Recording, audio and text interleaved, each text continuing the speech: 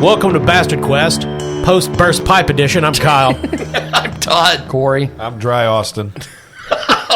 Good nickname, Austin. I like that. Let's stick with that. As opposed to all the other episodes on this show. No, I like that one. Yep. You finally won me over. Dry Austin. Yeah, we've had quite an eventful week since our last recording. The Bastard Quest headquarters studio was completely flooded, and miraculously, the only thing that we completely lost was our Power Rangers source book. Yeah, I think so. Of the thousands of gallons that rained on everything, including all of our audio equipment, which works fucking fine, apparently. Yeah. But the Power Rangers have angered God. I just thank Jesus.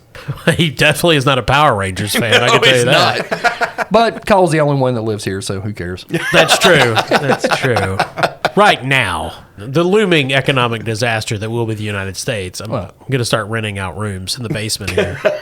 Well, anyway, everything is fine at my house, and the studio's dry. Got some minor interior improvements to do, but overall, it could have been a lot worse. Yes, thank you, Satan. When you pour 968 gallons of water into your house. Well, we're playing ACHTUNG CTHULHU again, of course, because if you listen to the last episode, there was unresolved conflict there. And for some reason, we all feel like killing Nazis. Yeah. I don't know what that is. Yeah. I mean, I always feel like killing Nazis. That's the only thing they're good for. Are there any sons of South African emerald miners in this game? There should be. If you're a Patreon member and you want to be the son of a South African mineral farmer or apartheid lord that gets killed on Bastard Quest, join the highest tier. Boy, No. they're going to line up now. Mainly, I've just been nostalgic for the days when, like, it was just like movie shorthand, you know? It's like, who's the good guy? Oh, look, that guy's a Nazi. He's obviously the bad guy. Everybody was on board. And also, you know who else? Russians. Russians were big bads. Yeah, watch a Red Dawn. Yeah. I think I am. So, Todd, who are you playing? I am Sven. I am from Norway. I enjoy killing the Nazis and eating lutefisk. Well, finally, Sven is in an environment suitable for the parka he always wears, the mountains of Tibet. Absolutely. Fortunately, they're having a heat wave. No, I'm kidding. Austin? Well, hey there. I'm Pierre Walsh, the Canadian adventurer. I like punching Nazis. I like finding artifacts, and I like T-Hos. You like what? Timmy Hortons. Oh. T.O.'s. So is Tim Horton, is that like a supermarket chain or something? I'm pretty sure it's No, it's a restaurant. Yeah. It's a donut. It's like the donut Canadian shop. Dunkin' Donuts. Oh, okay. Yeah. I've not been to Canada. I would like to go. Yeah, I did research, fucking Kyle. Wow. Now, I don't know if T-Hos was around in World War II. Oh, well. Corey, who's your character? Well, I'll be playing Corporal Sarah Walker, Australian commando. She's got a boomerang, pocket full of giant spiders. And her trusty dog, Operly, who is psychic and just all around badass. Just the best boy. I mean, this dude is just, he can kill with his jaws or his brain. I really think you just need to lead with Operly as your character, and Sarah is basically his pet. Well, that's a sin. And my character sheet got wet, It did? but it dried out. Okay. Yeah. I think all the ACHTUNG character sheets got wet and dried Yep. out. We dried them on Austin. Yeah.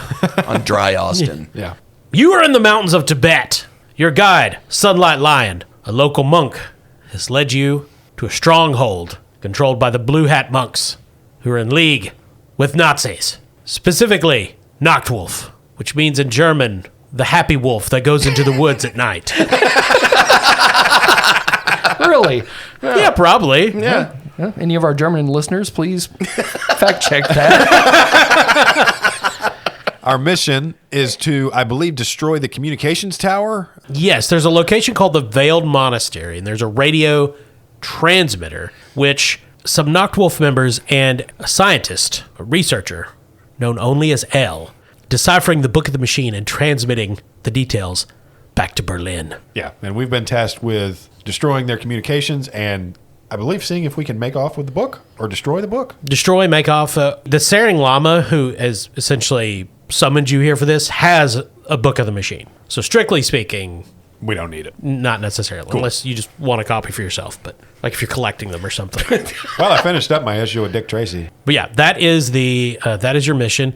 You've moved through some strange lake tunnels, and if you're listening right now, that doesn't mean anything to you, then go back one episode, and you now stand before the Veiled Monastery, which I will send you guys a diagram Okay. on your phones. You've had some time to reconnoiter the area. By the way, I just thought of a good joke about us losing our Power Rangers book. Oh? Oh, Yes. okay, go for it. The Zord giveth and the Zord taketh away.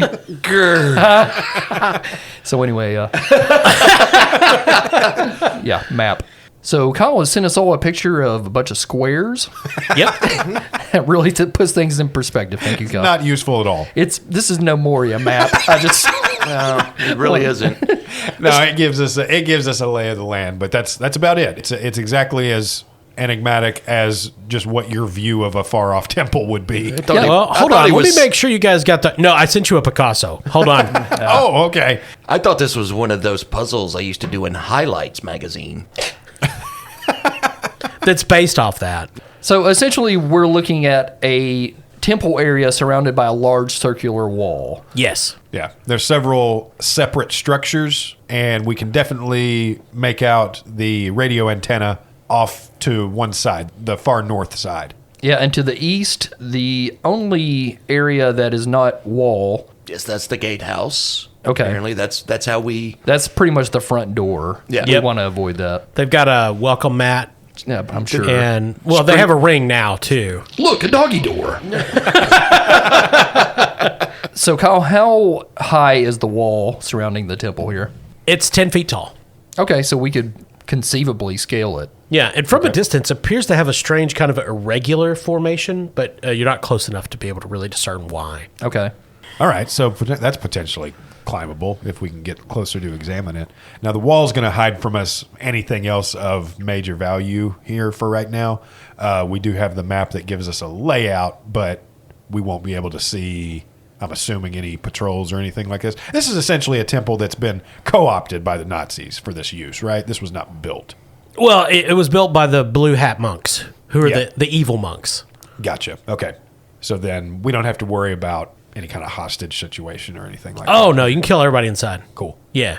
All open, free fire environment. That's what the bastards like to hear. Sven is very excited. Yeah. So we have no idea where the book is. I mean, it stands to reason there's like a ziggurat type thing at the north Austin was talking about with the antenna on it. Yeah, that's called the Thunka Wall. And then there's a large temple directly in the center, and it's kind of surrounded by a dozen or so smaller buildings. Yeah, that's the central temple. Well, okay, the wall is scalable. We know that. The decision we really need to make right now is which direction we're coming in from. So I vote that we move around the perimeter of the wall until we're as close to the antenna house as possible. The major objective needs to be taking out communications. True. Because if we take out communications, it doesn't matter if they have the book or not. True. They can't transmit anything out. So we want to come from the west side then, probably. Yeah. Yeah. We might even be able to, if we can't directly scale the wall, we might be able to use the mountains to our advantage. Yeah, the Thunka Wall does set up against the base of a sheer mountain side. So between that and the wall, we should be in good shape to get over. If we can directly infiltrate the communications structure, then we can take care of that first and then try to make our way to the center. Okay. Before we get going, guys, I just want to let you know that I am very much looking forward to killing these blue hat monks because you know who else wears blue hats? Cops. I forgot. Oh, boy. Sven has a real problem with authority figures. He really does. Sven does not back the blue. No. So you guys are going to approach from the west, hewing close to the wall, or the perimeter wall, and then perhaps trying to scale the Thunka Wall or the mountain or something of that nature. Yeah. Obviously, we'll skirt around the main kind of entrance structure, but we'll stick close to the wall and then close to the mountains. Are you making any special preparations before you go? So I have all the equipment I need. I've got 3 C4 charges, obviously my Thompson, my 45, and I have that new silver Furba dagger that Sunlight Lion gave to me. And I've got a psychic dog. Yep. Feeling good about that. And Sven has the Hammer of Thor, which I think would probably be useful in taking out the antenna. We should specify that's a magical spell and not literally Mjolnir. But I call upon the power of Mjolnir. Yes, but you don't have Thor's hammer that you're just walking around with, calling down lightning and smiting foes. Well, he has a replica. You got to have something to channel it, Kyle. He does have the actual undershirt of Thor Yeah, that he wears. Yeah, yeah. it's kind of like Mormon underwear. Actually, it's Thor underoos. Thorman underwear. Yeah. Thorman. Yeah. You got your thermals on? Gerp. All right. What time of day are you making this approach? Night. Yeah. Yeah. Sensible. Glad your answer was at noon. Also, remember, Sven is a master of disguise. Oh, So okay. he could dress as a blue hat monk or... And I've got my burglar's tools, my spy kit, and my disguise kit. Well, I mean, we're going to start killing the first thing we see, so we could conceivably dress up however we want. Yeah, right. Wonder if the dogs have jobs in this place. We'll get Oprah a robe and a blue Oh, hat. it'd be so fucking cute. Okay. You wait until the cover of night, and when the darkness has settled, you make your approach from the west, moving, one presumes, with stealthiness, and as such, roll your stealth. I say it's difficulty 2. No light pollution in this tranquil mountain valley. The moon is bright. So I'm going to make this a coordination and stealth roll to navigate the terrain while remaining quiet. Okay. And so that means my target number is going to be 13. Sven is going to do the same. He has a stealth of 2 and a coordination of 10, so his target number will be 12. All right. Oakley doesn't have stealth. Could I use another stat here? He's got survival with a focus and tracking, or he's got observation of smell and taste. No. Okay. When did you become a dog hater? Fucking Well, sucks. after that dog broke my water pipe. Oh, I see. Okay, so Oakley can really only use one attribute here. Basically, yeah. Could I use insight? You could use coordination. Oh, fuck. Okay, Oakley's rolling with a 5. Oh, shit. Yeah. Sarah, on the other hand, does have stealth. Remember, as long as most of the party members are stealthy, it carries over to everybody else. Okay, that's right. Sarah has a coordination of 10 and stealth 1. All right. I rolled a 4 and a 6, so 2 successes. I rolled an 8 and an 18, so 1 success. Oakley did not get under his 5. He got a 6 and a 7. Let's do Sarah. Oh, so close. Sarah's target was an 11. She rolled 2 15s. Sven and Pierre are stealthily moving along, and Oprah and Sarah are like Come on, stepping boy, on, let's play! They're playing Frisbee. stepping on rakes and falling into a calliope. Bark, bark. Well, it was difficulty 2, so actually only Pierre succeeded. Oh, yeah. shit. Yeah. Do you guys want to use any fortune? Sarah's going to use one to re-roll both die here. Sven will also spend a fortune. Sven rolled an 8. 2 successes for Sarah. 5 and a 7. So midway through your journey, you realize, oh, we should probably shut the fuck up. Oh. Turns out the blue hat monks have functional ears.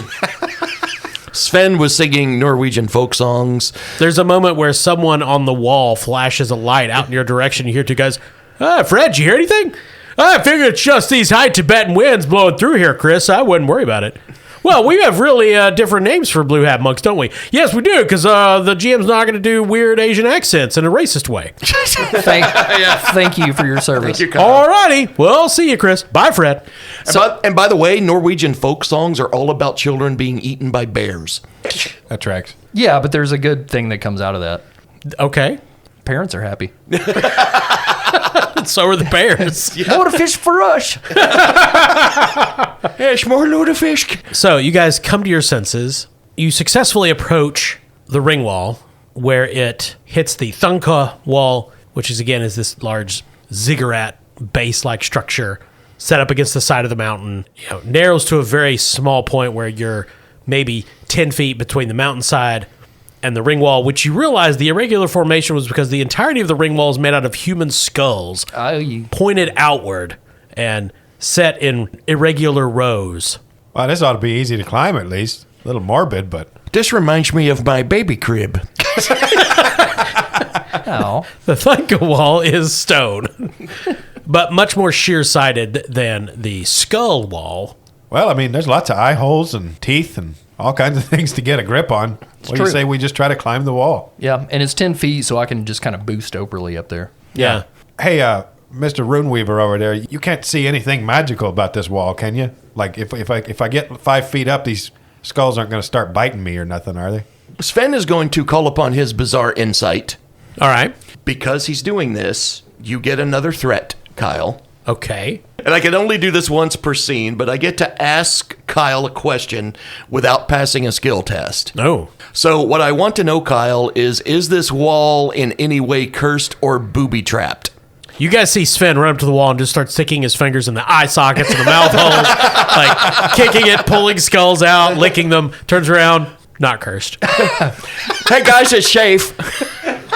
Licking them. It's Sven. I feel like that's not a reach. Yeah, that's true.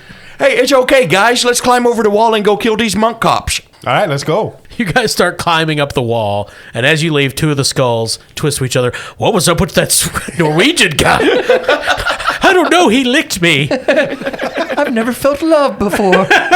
Such a strange thing. What were you in a past life? A cop. Interesting. That's the one who just broke.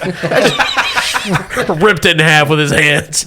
As part of Rune Reaver training in Norway, the teacher would take us to the cemetery and dig up the bones, and we lick them to gain insight. I see. God. Norwegian public schools. Yeah. Maybe our views of Norway are wrong. Yeah. So you guys climb up the exterior wall. You're crouched on the top. You can see in the distance a handful of blue-robed figures on top of the wall. Not many. It's not like they're spaced every 10 yards or anything like that. They're just making a slow circuit. There are torches at intervals on the grounds below and on the sides of the main temple. The radio tower is unlit, though you can see the small hut at the base of it has electric lights on it, and there's an electric generator running behind it, and a man in a Nachtwolf uniform smoking a cigarette, leaning against the outside. While they're sitting up top, Pierre's going to pull out one of his 3 charges of C4 and affix it to the uppermost point on this section of the wall. So you're going to attach it to the ring wall Yes. on the top. Yep. What is your intent there?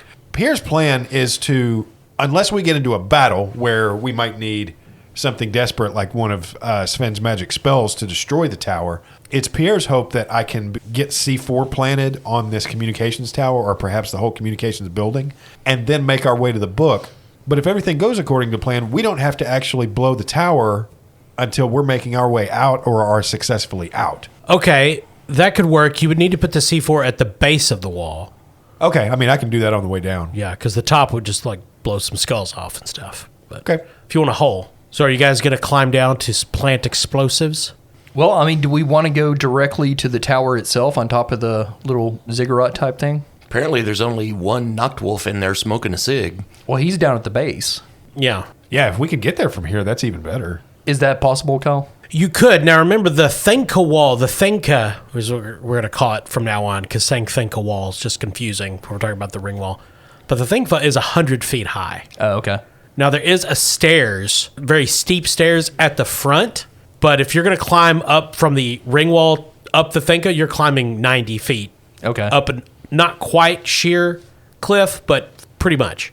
Well, I'll be honest. The main reason I want to go to the radio tower is I want to see if Operly can like place a paw on the radio antenna or something and possibly broadcast psychic messages to the Third Reich in Berlin, thus ending the war. I mean, maybe to the first, probably not to the second. Okay. I don't know if Nazi high command is going to be persuaded by a dog. They don't know it's a dog. Yeah, they were dumb enough to follow Hitler. It's true. Is Operly an expert orator? Probably. He speaks better than the rest of us. Can me he check. cast spontaneous combustion and broadcast it? Ooh, yeah. Let's talk about how radio works. I feel like we're all, I don't think we need to. all in need of a refresher I course think this is a flawless plan. on basic radio waves and how they're not magic. Listen, Kyle, I work with radio the way Lovecraft probably worked with radio. You think it's anti-Semitic? With great fear. Oh, I've seen the Cuba Gooding Jr. movie. yeah. Yeah, Lovecraft country. That's a subtitle. Radio Lovecraft Country. Yeah, there would have been sequels. Yeah. It would have been the earnest movies of its time. Oh, God. So you guys are on the curtain wall. Austin has already stated his intent to climb down and plant some explosives on your way in. I mean, you could definitely climb down and stealthily make your way across the grounds to go up the Thunka via the stairs. Okay. Now, there is a Nazi standing very close to that. Right. And at least you see one blue robe monk coming down the steps. Okay. Well, we definitely need to kill them. I just feel like we could blow up the generator, sure, but the antenna is still there. They could just plug in a new generator. I feel like we should do as much damage as possible. We have to take out the tower itself. Yeah, absolutely. Okay. Well, Sven would like to volunteer to kill the Nachtwolf. Okay. Well, you're the one with the bow and arrow there, Chief. That's right. So you would have to destroy the tower, you're going to have to be up on the Thunka because you don't have enough explosives to blow it up. I mean, it is a massive stone construction. You would Okay. need a lot of explosives. So basically, we need to kill the guy at the bottom, scale the building, and then try to blow up the antenna itself, not the building. Yeah. Yeah, you're not going to be able to blow up the Thunka, Okay. which is a part of the monastery. Got it.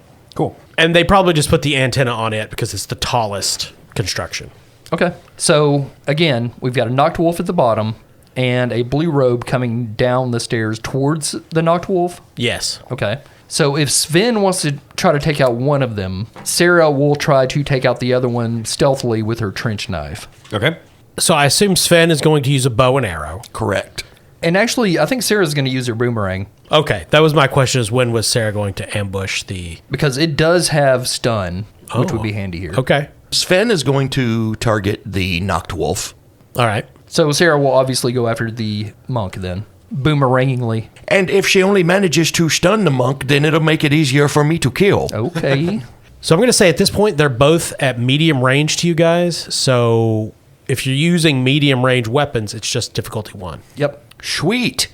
Sven has a coordination of 10 and a fighting of 3, so his target number will be 13. Now, are we going to say that Pierre has already climbed down and set the explosives at the base of the wall before this? If that's possible, Yeah. I'd love to do that because I can be standing ready with my Furba dagger in case I need to give anybody backup. Yeah, I mean, they could delay. Like, it's not like they have to start shooting the moment you get to the top of the wall. So you Okay. could. So, yeah, I mean, it's a 10-foot wall. So, I mean, I can jump down into some bushes or whatever's there and go ahead and plant my C4 and then try to remain hidden. Yeah, that's fine. I like that. And Operly will cover it with dirt. Yeah. So Pierre sets up a C4 charge on the base of the wall in the interior. Sven and Sarah take aim, and you guys can roll your dice. Sarah's coordination is 10. Her fighting is 4, so it's target number 14. She's going to use sharpshooter. Okay. When you take the aim minor action before a ranged attack, the first bonus d20 you buy costs 0 momentum. Oh, okay. Yep. And the attack gains piercing. So I assume you're going to take a bonus d20. Yep. So you're going to be rolling 3d20. That's right, Kyle. But this is the 2d20 system, Corey. Feels wrong. I'll allow it. Todd, are you cheating in any way? Or I'm just rolling 2d20, Kyle. thanks, Todd. Sven rolled a 19 and a 5, so 1 success. Dear Lord, Sarah rolled 2 15s. My target was 14, and 1 5, so 1 success. Jesus. You guys really cutting it close. Roll your damage. My damage is 2d6, and 1s and 2s count as the amount. Yes. 3s and 4s are nothing. 5s and 6s are effects. 1 plus effect. Yeah, 1 damage plus effects. Yep. Sven's bow is 3d6. It's piercing, and it is also vicious. Yeah, my boomerang is now piercing. Shopping the end of it. Sarah got a 3 and a 6. The 3 counts for nothings. The 6 would be 1 damage, and the effect, which is stun. The boomerang whips out from Sarah's hand, spiraling across the night through the darkness, and pops the blue hat monk right in the head, stunning him. Also, he's on stairs, so he immediately topples and goes down about 20 or 30 stairs, landing in a heap, a sprawl, if you will, at the base, going, oh! The arrow Monk pain. flies from Sven's hands. Todd, what did you roll? I rolled a 1, a 5, and a 6. Ooh. So 3 damage and 2 effect. So you have vicious or pierce. Pierce. Pierce can reduce armor. Vicious effectively increases damage.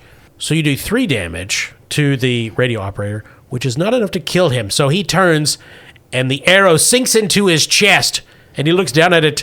Ah! Friends, that's an arrow! Please, call the Fuhrer! Pierre moves in quickly. So this radio operator is screaming because he just got shot with an arrow. Hey, my boomerang didn't come back. I knew I should have charged it last night. Sarah only had 1 bar on her boomerang. That's what happens. I knew these mountains would fuck this. God damn it, Oberlin. So the monk is stunned. The radio operator is severely injured. Pierre is charging, correct? Yeah, I'm going to charge up behind him and try to cut his throat. Oberly is also in pursuit. So Oberly and Pierre charge. We are now in initiative. Ooh. So, Austin, if you want to take the first initiative, that would be great. All right, Pierre runs up to the soldier as he begins screaming, seizes him by the hair and yanks his head back, putting the silver furba dagger to his throat, ready to cut his throat. And as he does so, he looks over at Oberly and says, "Hey there, boy, sick him," and points to the blue hat cultist laying at the bottom of the steps. You're not the boss of me. Well, if you could be helpful in some way, at least. And then he starts to cut the guard's throat. He says, please, I have so much to live for. I love how Kyle humanizes everyone we murder. Just before we kill them. It's wonderful. I'm actually from Austria. From a distance, he'll show him kicking a dog, but when we get up close and have a knife in their eye, please, I have a wife and 3 children. I'm kidding. I'm a Nazi piece of shit. Roll your attack, Austin. All right, slice. For a close-up, stealth kill with a knife, is this going to be brawn or can I use agility? I believe it's always agility. Okay, and great. fighting. I think brawn does affect damage, but All right, so my target numbers are 13. it's, I believe all melee is difficulty 2. Okay. A 2 and a 10. All right, Austin, roll your damage. Okay, the silver furba dagger does 3 effect die damage. There's a 1 and 2 5s, so 1 and 2 effect. It has an effect of vicious, so I'm just going to add 2 additional points and call that a total of 5 damage. Pierre opens the radio operator's throat. Fresh red blood splashes down his chest and onto the dry ground in the Tibetan highlands. Shh, we call this one the Canadian lullaby. Well, he had been screaming, so there's definitely going to be people alerted. His final words are, I am just 12 years old. God. I had a growth spurt. The cigarettes made me grow a mustache. That was the 40s, everybody looked older then. Yeah. That is the only way I made it to this beard. Yeah, in the 40s, Eisenhower was 31. Okay. Few people know that. I'm 47 in dog years. The cigarettes made me grow a mustache. I think we found our T-shirt slogan. Another radio operator comes out of the hut and levels his machine pistol, or rather his MP40, at Pierre. Oh, ACHTUNG, CTHULHU. Okay, Oberly was originally going to go straight at the blue monk, but he's going to go with this guy now with his dog-like reflexes. That's a good boy. And I'm going to use one of these dooms over here. Oh, no, that's from Conan. These are threat, not Cthulhu, right? Yep. Yes. Get me another die. Okay. So that's a hit with 2 successes. Austin, you take 5 damage as the MP40 opens up at close range, spitting bullets into you and the erstwhile, now dead German radio operator that you were holding in front of you. Oof. And so that means an injury, too, right? Oh, fantastic. So 1 physical injury for Pierre. Now it's Oberly's turn. He can go to the blue robe monk, or he can go after the other radio operator. He's going after the other radio operator. There's not anything like a patio door in the way or anything that Oberly would plow directly into. He sees him coming, and he closes the French doors. This is going to wind up on TikTok. Okay, Oberly is going to use his metal jaws of fury. He's got an 11 in agility and a 3 in fighting with the focus of get 'em. So target number 14. It's a 5 and an 11, so 2 successes. All right, well, that's definitely going to hit him, so roll your damage. Okay. With his metal jaws, his damage is 5d6. Ooh, that's a lot. And has piercing.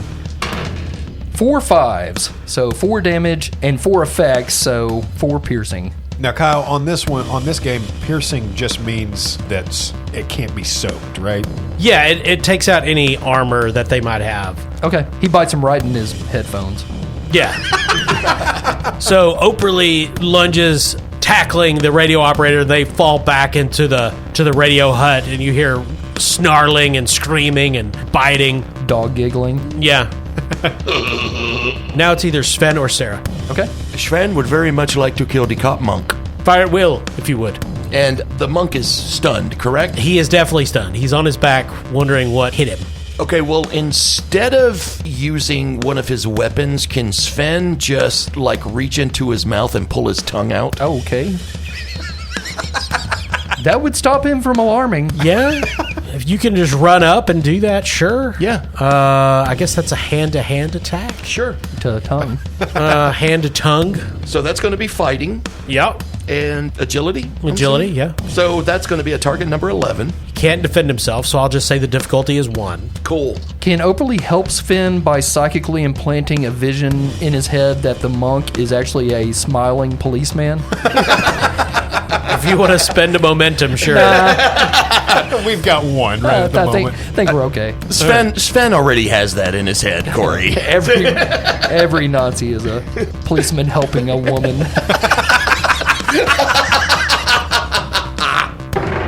My target was 11, and I rolled an 11 and a 3. Ooh, nice. Oh, so you actually generate an I extra generate momentum. a momentum. Cool. Roll your damage. I picture Sven's got a thin blue line flag, but he cut out the blue part. He just drenched it in blood. It's a thin blue line with an arrow through it. There we go. What kind of damage would I roll on, Oh, it's an injury for sure. hand to tongue? I think this is our first literal hand-to-hand fight in which somebody's literally just using a hand, and I don't know what it is, and I'm too lazy to look in the book. So it's going to be 2 challenge dice, 2d6. Okay. That's a 4 and a 2. So you guys see Sven run up and shout something in Norwegian and just jam his hand inside this monk's mouth, and it's like grappling around trying to pull the guy's tongue out. The guy's like, Pierre's struggling to his feet, and he watches and goes, "Oh yeah, I think they call that move the unpleasant fisting." So now it is Sarah's turn. By the way, Sven is going to... we take the tongues and I put it in my pouch. I take it back to Norway when all of this is over and cook it inside a reindeer intestine, and then I will own this man's soul.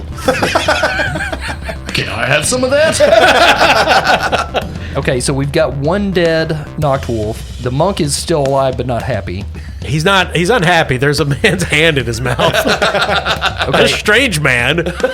And the one that Operly is engaged in, he's still alive. He is. It does not sound like things are going well for him in the hut, though. Okay. I like a good off-screen kill.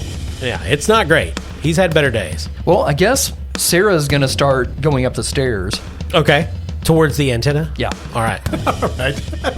All right, bye. Hey, Sarah! And Pierre tosses her a charge of C4. Ah, thank you. Sierra is heading upstairs. Next round, who wants to go first? Operly's going to try to finish off this radio operator. Alrighty. Difficulty 2. Going to continue to use his iron jaws. Target number 14. Focus of 3. It's a 4 and a 10, so 2 successes. Alright, roll your damage. That's 5d6. Oh, that's a good fucking boy. That's a total of 6 damage and 2 effects of piercing. There's a crunching sound, a scream, and then everything goes quiet, and after a moment, Operly comes trotting out, Licking his jowls. carrying an arm. Can somebody throw this? I'm not going to give it to you, but you can throw it. The monk with the hand down his throat reacts negatively. I'm going to spend a threat, roll 3 dice, because I love America. Well, it's pretty great. 3 successes. Ooh. Does the monk have metal jaws too? He doesn't, not Okay. since the surgery. They have weird orthodontists in Tibet. So he generated 1 more success that he needed, so I'm going to go ahead and add another die. And I've got all this threat. I'm going to add another one, because Austin suffers too much. It's times Todd suffered as well. 8 damage. Oh, God. 8 stress. Oof. Now, do you have any armor? Does Sven have armor, Todd? He does not. You take 8 stress and an injury. How many stress do you have remaining? I have 7 stress remaining. The monk glowers at Sven, grabs the wrist of the hand that's down his throat, and instead of trying to pull the hand out, pulls Sven in closer and wraps his legs around Sven's chest and starts kneeing Sven in the head. Meanwhile, he's going, because there's a hand in his mouth. And it's your turn, you guys, whichever one of you wants to go. Pierre runs over, pulling his 45 from his pocket and kind of nursing a... Kyle, for this injury, I'm going to say Pierre took most of those bullets in the left side, and it's going to incapacitate my left arm. Okay. I'll still be able to use the Thompson, but I can't aim with it, and the only thing I can aim with is my 45, let's say. Works for me. So Pierre's going to run over and put his 45 to the forehead of the monk that is now chewing and kicking on Sven. You're not going to shoot Sven. I'm going to try not to. Well, Hopefully with my gun to his forehead, it's easier. that's a choice. And like I said, I am taking aim to try and make this just a close-range forehead shot. Okay. So that means that since I have sharpshooter as well, my first bonus D20 is free. Now, using a gun in melee, definitely possible, does make the difficulty 3. All right, then I'll spend one of our 2 momentum and go ahead and make sure we can try to... Okay. When you use something like sharpshooter, your first one is free, but it still counts as if you had paid for it normally. Oh, okay, so I don't need to do that then. We need to save that momentum. Oh, Yeah. yeah, because the second die costs 2 momentum. Correct. Okay. Gotcha. Now, if you want to spend 1 die and give me a threat, I feel like that's a friend thing to do. You spend a momentum, I'll take a threat, you get an extra die. I mean, win-win. I'm just going to take my chances. All right. So for coordination and fighting, my target number is going to be 14. And I do have a focus in handguns, so my crit range is going to be 3. Ooh. Okay, an 18 on one of those, but I rolled a 10 and a 1, so 3 successes. Ooh. That is what you need. Roll your damage. Okay. Good boy. 4 vicious damage on the 45. So that's a total of 6 damage, 2 effect, and those are vicious, so the total damage is going to be 8. Pierre runs up and blows this guy's brains out. They splatter all over the stairs and on Sven a little. Sven pulls his arm out of the blue hat monk's mouth, and when it comes out, he's holding onto a lung, Damn. which he immediately licks. Oh, There's a molar stuck in Sven's hand. And from the central temple, the 3 of you, 4, let's not forget Sarah, Fucking. can hear a bell beginning to ring and shouts of alarm being raised. What are you guys doing? Well, Operly's going to follow Sarah up the stairs. Okay. I say we regroup on top of the tower. We might be able to make a better stand from up there by the antenna. If worse comes to worse, we can blow the antenna and get out of here. Everyone roll your athletics. I'm assuming that goes with agility. Believe so. Just difficulty 1. Okay. My agility's 10, my athletics are 3, so target number 13. Sven's agility is 8, and he has nothing in athletics. He just kind of waddles. When you were going to the gym, Sven was studying the bow. Well, it's the snowshoes. They make Sarah has an 11 in agility and a 3 in athletics, so 14. Operly has an 11 in agility and a 2 in athletics, so 13. 3 and a 5, that's 2 successes. So that's 1 momentum. Sven rolled a 9 and a 3, so 1 success. Sarah got a 16 and a 3, so 2 successes. Okay, that's 1 more momentum. But Operly got a 14 and a fucking 20, Ooh. so he's going to use a fortune to re-roll these guys. All right. That's a 1 and 18, so 2 dog successes. Nice. Which are 7 times as powerful as human successes. That's right, 7 momentum. And need it you will. On the grounds of the monastery, the building nearest the stairs, the doors swing open, and over a dozen blue-cloaked figures run out, looking around. There, one shouts. Good job, Edgar. They spot you God damn it, Edgar. on the thunga, and they begin running upwards. But standing at the top, silhouetted by the moonlight, and the antenna rising behind them, is a man dressed in khakis with a jaunty cap. And he says, "Ha ha ha ha ha! Hello. It is I, The one you know as L. Dr. Emilio Leonardo, Italian Nazi. Oh, okay. I have a flamethrower. Oh. And it ignites. Because that's what sound flamethrowers make. Ah. His flamethrower spews a long stream of liquid jellified flame down on top of the steps towards you. The fighting monks are charging up behind you. And you're on the very, very narrow, steep stairs of the Thunka in the Veiled Monastery. And I think that's where we'll end tonight. Okay. Before you all die. Haven't killed us yet, Kyle. But Dr. Emilio Leonardo, also known as L, a Patreon member, Thank you, L. yeah, is going to burn you all to death. Okay. And I did not make him a German. So I guess he's technically not even a Nazi. He's a member of the Italian Fascist Party. Okay. So it's totally different. Potato, potato. Yeah, they were much more ineffective. Spoiler alert. Great fucking cooks, though. Well, that was a lot of fun. It was fun to get back to this after dealing with so much bullshit. Oh, yes, it was. I dealt with nothing. Not true. I'm going to have a marathon 24 hours trying to edit this to be released for the Patreon on time.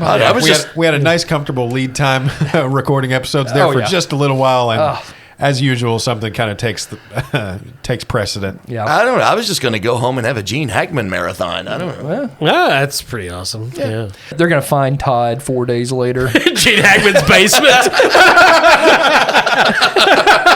Somehow just got there. With only a pile of pills and a worn-out copy of Enemy of the State. Yeah. Apparently there's a man in Gene Hackman's basement in a piranha tank. No idea how it got there. Completely skeletonized. The autopsy says his body died way after. Yeah. But the water damage suggests he's been here for years. Gene Hackman's house is the new Bermuda Triangle. Tomorrow a plane's going to crash into it. He was surrounded by some really nice dice. Oh, yes, and if you have a basement that is prone to water damage and you have dice down there, make sure they're dice from NorseFoundry.com because they all survived the flood. They're actually shinier now. Yeah, they are. Yeah. Our cheap styrofoam dice didn't make it. Yeah. That would be the brand X. Yeah, that's right. NorseFoundry.com. Go there, order many, many different styles and varieties of dice for all of your gaming needs. They also have lots of cool merch. And when you go to the checkout, make sure you enter promo code CHAM. That's CHAM, CHAM, for the 10% Bastard Quest discount. We would also like to thank our sponsor, Barrel and Bond, 100 Broadway Street in beautiful downtown Paducah, right there on the banks of the Ohio River. And as always, thanks to our listeners, thanks to our patrons. We love all of you. We've loved hearing from all of you lately. And a lot of you have come up with some cool new ideas for things we can try and games we can play. Yeah, keep it coming so we don't have to do things. Yeah. For every suggestion you make, that's one less team meeting we have to have. As a matter of fact, we'll just send you the raw tapes and you can start editing this yourselves. Oh, fucking A. That's gonna be the new slogan for the show. Bastard Quest. You fucking do it. They would immediately send it back. No. I got 5 minutes in. No. But thanks for listening. I'm Kyle. I'm Todd. Corey. I'm Austin.